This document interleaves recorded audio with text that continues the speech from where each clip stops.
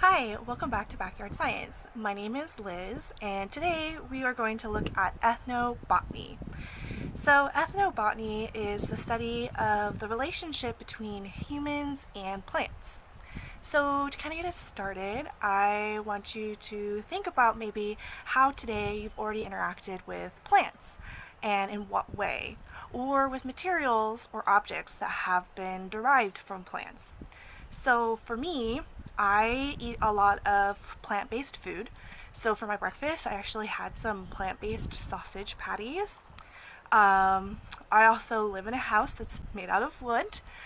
And then also today I was out and about in my garden and I saw that the lilacs were blooming, so I actually picked some lilacs to get to enjoy inside my house. I have some little starts in the house that I am growing for food, so I watered and kind of tended to them. And those are just a few of the ways that already today I've interacted with plants. So there's a really long history, especially here in the Pacific Northwest, of traditional uses of plants, especially among the Native Americans. So they would use plants to build baskets, canoes.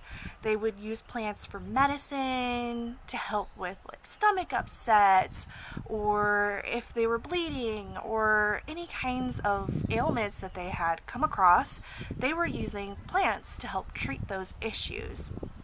So I want you to sort of think of other ways that plants might be used. They were used for dyes and clothes. You could burn them to keep you warm or to cook your food. And they not only used these plants and harvested them, but they also tried to facilitate the best environment for them. So, for example, they would burn the plains in order to help regenerate certain plants that were useful to them. When they were harvesting some plants for medicine or some other uses, they would try to leave some of those plants behind so that they could regrow or put out seeds so that those plants would still be there next year. Because if you use all those plants, then you're not going to have any more for the future.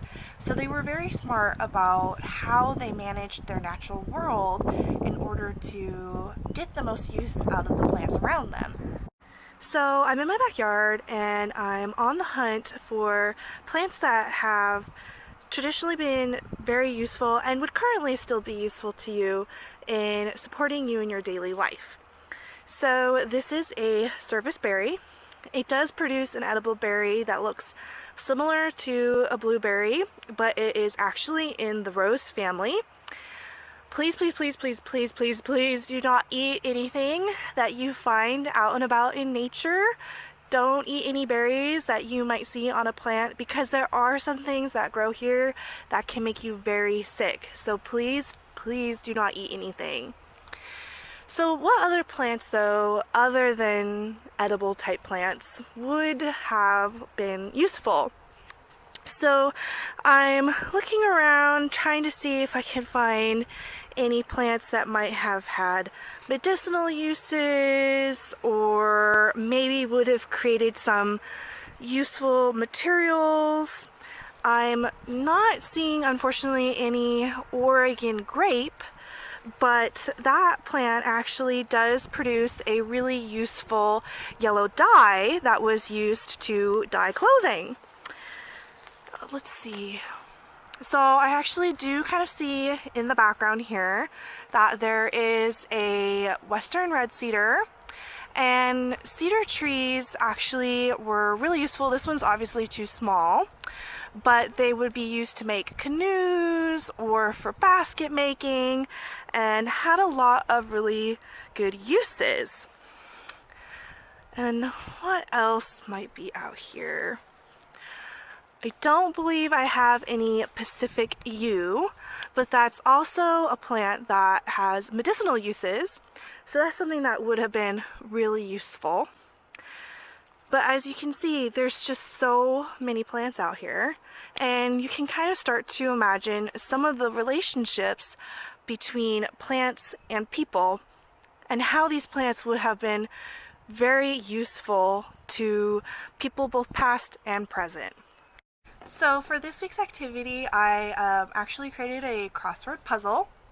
So there's going to be clues that are associated with a particular plant. It is a little tricky because some of these plants, may not be very commonly known, and some of their uses especially could really be new information to you. So I'm going to suggest that if you have someone in your household who would like to work on it with you, that you grab a partner and work on it together. Or if you want to test your research skills, do a little digging and see if you can kind of puzzle out what the answers to the clues are. There will be a posted answer key, so if you're really stumped, you can just take a quick peek at that and give yourself a little hint about what might be the answer to some of the more difficult clues.